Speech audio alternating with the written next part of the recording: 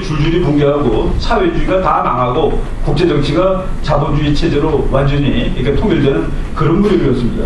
그때 특히 중국이 한국하고 수교하고 뭐 90년대 초반에 수교하고 그럴 때 북한은 이제 믿을 거가 핵폭탄밖에 없겠느냐 하는 식으로 이제 핵을 만들게 되었다는 그런 얘기입니다.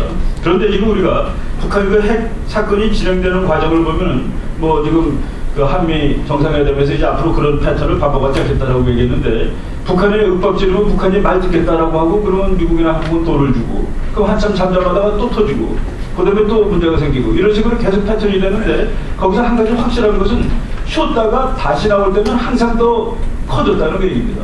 그 북한의 핵 위협이 훨씬 더 커진 상태에서 나왔다는 그런 얘기죠. 이것은 북한이 핵무기를 하나의 무기체계로서 가져야 된다라고 생각을 하고서 만든 거라는 얘기입니다.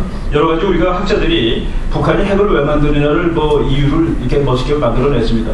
북한이 뭐 체제 유지를 하기 위해서 또는 뭐 돈이 없어서 돈이 없다는 것도 이유가 됩니다. 핵무기가 얼마나 싼 무기냐 하면은 핵무기는 뭐 1970년대 초반에 그 학자들 그 유엔 같은 데서 봤을 때 약 2억 달러면은 제대로 된 핵무기 시스템을 갖출 수 있다. 핵무기 시스템이라는 것은 핵폭탄 한 발 달라기는 것이 아닙니다. 쓸 수 있는 핵폭탄에다가 그것을 운반 수단까지 쳤을 때 70년대 가격으로 2억 불입니다. 70년대 가격으로 2억 불이라면 그때 제일 좋은 전투기 4대 값입니다. 우리가 전투기 4대 사는보다는 핵폭탄 한 발을 갖고 있는 것이 훨씬 낫다는 사실을 다 알 수 있는데 바로 북한이 핵무기 개발에 아주 열을 낼 때가 남한의 국방비가 북한 국방비를 앞서기 시작할 때 전체 투자액에서 앞서기 시작할 무렵에 북한이 훨씬 더 핵무기 개발에 열을 올렸다는 그 사실을 우리가 볼 수가 있습니다. 그래서 북한이 뭐 체제 유지용, 뭐 대미 협상용, 경제적 이유 이런 거가 많은데 무기로서의 북한 핵무기가 어떤 의미를 가질까 그리고 우리는 어떻게 여기에 대응해야 될까 하는 것을 잠깐 얘기를 드리겠습니다. 지금 한국이 북한하고 전쟁을 뭐 북한이 항상 공세적인 군사 전략을 가지고 있습니다. 우리나라는 통일을 하더라도 그것은 평화 통일이 아니면 아니다. 전쟁을 할 바에는 그런 건 통일 안 하고 그냥 그대로 있겠다가 한국의 공식적인 견해입니다. 우리는 오직 통일은 평화 통일이라고 그러는데 북한은 평화 통일만 하겠다라는 얘기를 한 적은 없습니다. 그리고 북한의 모든 군사 전략은 아주 공세적인 군사 전략으로 되어 있고 그리고 군사력을 쓰는 통일도 할 수 있다면 한다로 되어 있습니다. 그리고 지금 북한의 군사력은 뭐 한 70% 이상이 한 75% 정도가 평양 아래쪽에 와 있습니다. 뭐 북한 무기가 좀 나쁘고 비행기 이런 것들이 나쁘다 하더라도 그래서 공격 시간을 단축하기 위해서 훨씬 더 남쪽으로 즉 공세적인 모드로 하고 있는데 지금 그런 그 북한의 공세적인 모드를 한국이 그래도 몇십 년 동안 전쟁이 안 나게 했던 것은 한국의 억지 전략이 성공을 했기 때문이라고 볼 수가 있습니다. 뭐 그것이 어떻게 성공이냐라고 뭐 얘기한다면 가장 기초적으로 전쟁이 안 났으니까 성공이라고 얘기할 수가 있겠죠. 한국이 북한이 전쟁하는 것을 막은 그러니까 60년대에는 뭐 게릴라들 막 오고 그랬습니다. 그런데 우리나라가 70년, 80, 특히 80년, 90년대부터 북한이 만약의 경우 재래식 무기로 공격을 가해오면은 우리는 현지에서 방위만 하지 않는다가 우리 전략입니다. 방위만 하는 것이 아니라 우리도 되받아서 쳐 올라간다 하는 그런 전략입니다.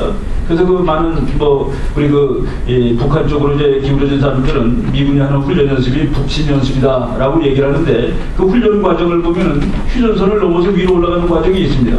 단 그것은 북한이 먼저 공격을 한 것을 창정을 하고 그리고 되돌아 올려치는 거로 나옵니다. 그 미군 컴퓨터로 계산해 보면은 북한이 공격을 했을 때 우리가 서울을 막으려고 온 100% 서울 막는 데만 집중을 하게 되면 서울을 뺏기는 거로 나옵니다. 그래서 이것은 아니고 북한이 공격을 하게 되면 우리도 반격을 하는데 그 주공 지점에는 다른 곳으로 반격할 수 있다는 얘기입니다. 원산으로도 갈 수 있고 진남포로도 갈 수 있고 그리고 어디까지 가느냐 평양도 점령하고 또 철천강으로도 올라가고 그리고 뭐 압록강까지도 갈 수 있다라는 그런 식으로 우리가 이제 공개적으로 얘기를 했습니다. 그 뭐 공개적으로 얘기했다는 게 신문에 뭐 다문짝만 이렇게 났다는 얘기가 아니지만은 모든 우리나라의 장교들은 그 개념을 알고 있을 정도로 근데 그래서 우리가 공격적인 나라이기 때문에 그렇게 한 것이 아니라 북한 내가 공격을 하면은 아무리 작은 공격일지라도 우리는 이것을 전면 전쟁으로 간주하고서 겨받아 칠 때니까 그러니까 전쟁을 시작하지 말라 하는 그 전쟁 억지입니다. 전쟁 억지라는 것은 심리학입니다. 그래서 우리가 지금 그 미군이 그 2012년에 작전권을 우리한테 주면은 우리가 미군만한 무기를 가지고 있으면 되지 않겠느냐라고 얘기하는 사람이 있는데 바로 지금 미군하고 한국군하고 합친 만큼 무기를 우리가 가지고 있을 때하고 미군이 있을 때하고 북한이 어느 경우에 더 억제를 많이 당하겠느냐를 생각해 보면은 미군이 있을 때가 억제를 더 많이 당할 거라고 생각하기 때문에 그래서 저거를 붙잡고 있는 게 낫지 않겠느냐라고 생각하는 겁니다. 전쟁을 하지 않기 위해서 평화를 유지하기 위해서 하는 그런 얘기를 우리가 이해를 해야 되겠습니다. 그런데 이제 저는 북한이 아직 핵무기 체계를 완성하는 데는 시간이 더 걸린다고 봅니다. 요번에 그 4,000톤짜리를 터뜨렸고, 지난번에 터뜨렸던 것은 1,000톤짜리인데, 미국이 처음에 히로시마에 떨어뜨렸던 것은 15,000 내지 2만 톤입니다. 그러니까 지금 북한이 터뜨린 것은 무지무지하게 그 위력이 약한 것인데, 이것이 북한이 제대로 이제 핵무기를 가졌다라고 전 세계 그 다른 나라들이 전부 다 인정하지 않을 수 없는 상태가 되려면 한 10,000톤 이상짜리를 터뜨려야 될 겁니다. 그거 하기 위해서 이제 얼마 정도 더 실험을 할 것이고, 그리고 북한의 미사일이 뭐 이제 멀리 날아갈 수 있고 또 한국을 때릴 때는 정확히 그 타격을 할 수가 있어야 됩니다. 예를 들어서 뭐 A라는 지점을 공격하려고 그러는데 그것이 C에 떨어졌다 이럴 경우에 그것은 아주 웃기는 얘기가 되는 것이죠. 그러니까 정교하게 공격을 할 수 있는 무기를 가졌을 때 상대방이 더 무서워하고 이제 뭐를 못하는 겁니다. 그런데 그래서 아직 현재는 북한이 핵무기 시스템을 갖지 않았는데 북한이 이제 금명간 핵무기 시스템 그러니까 완성된 핵무기 체제, 쓸 수 있는 핵무기 체제를 가질 것이라고 생각하고서 우리가 대비해야 된다. 바로 그것이 전략입니다. 전략은 좋은 상황을 가정해서 하는 것은 전략이 아닙니다.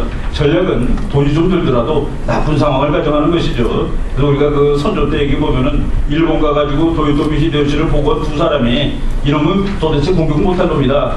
이거 눈이 동글동글하고 공격할 거다. 그랬을 때 제대로 된 전략가였으면은 공격할 것이다 라에다가 초점을 맞추고 대비를 해야 하는 거다는 그 얘기입니다. 그래서 전략론이라는 건 그래서 항상 이 경영학이 아니고 어려운 얘기가 되는 것이죠. 그런데 북한이 핵무기 시스템을 아직은 안 갖췄는데 만약 갖췄다. 그랬을 때 무슨 일이 벌어질까?